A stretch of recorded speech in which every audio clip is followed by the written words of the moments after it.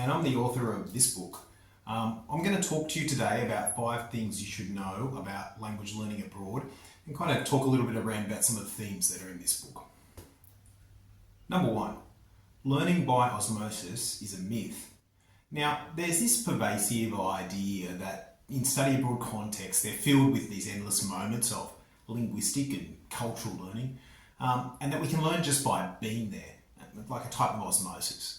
But we know now that this is a myth. In fact, there's some cases of research where people who have gone abroad for quite some time, they've actually come back with less proficiency than they went away with.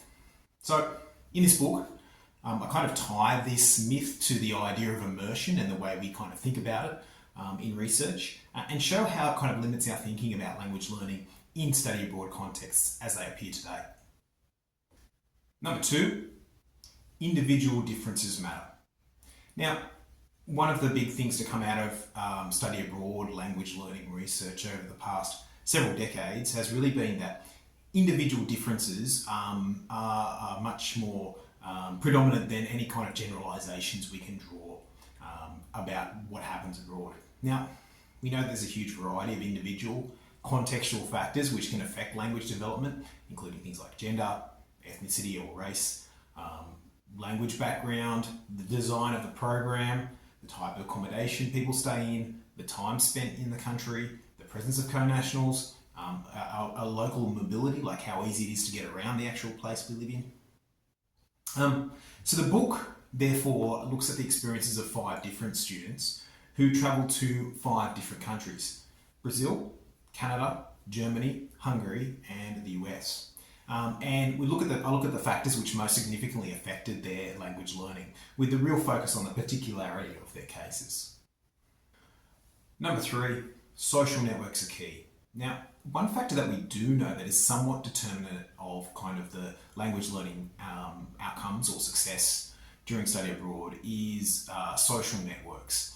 Now, I don't mean access to social media platforms like Instagram or TikTok, but the type of people that we're connected to.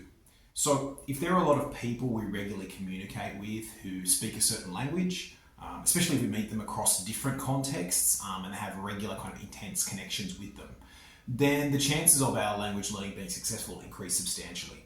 And my book really highlights a particular dimension of this phenomenon in the form of key individuals, people who provide important emotional support and connections to wider networks early on in a study abroad.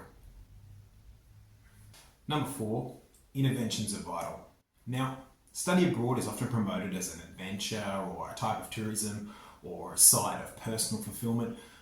But among other issues with those types of conceptualizations, this type of approach doesn't really support language learning. So what actually really needs to happen is that language learning needs to be supported before, during, and after study abroad, both formally or informally, and that can help sojourners to better engage with the opportunities that they meet abroad and also to maintain their abilities after returning, which is really important but often overlooked. Number 5, study abroad is a transitional experience. Now, there's this tendency to see study abroad as a kind of demarcated experience that begins and ends with flights into and out of the destination. But one of the big arguments in my book is that this conceptualization bears little resemblance to reality when online communications means that relationships can be formed very easily prior to a study abroad and continued well after a sojourn. More so, I argue that the ways that things like social media function for sojourners, it's transformed as they move across borders. So, for example, it can be used to connect with peers locally, to showcase experiences to those back at home through social media. Yet on returning, it can also serve in other ways, for example, to recreate communicative situations experienced abroad, or to get support from a particularly supportive host family.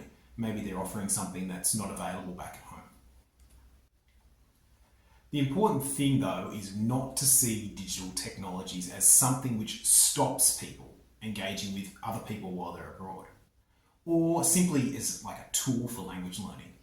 It needs to be seen as part of a complex and rich social world in which those grappling with the experiences of living in an unfamiliar environment try to make sense of themselves, their communities, and the language they encounter. If you're interested in more, it's all in here. Thanks for listening.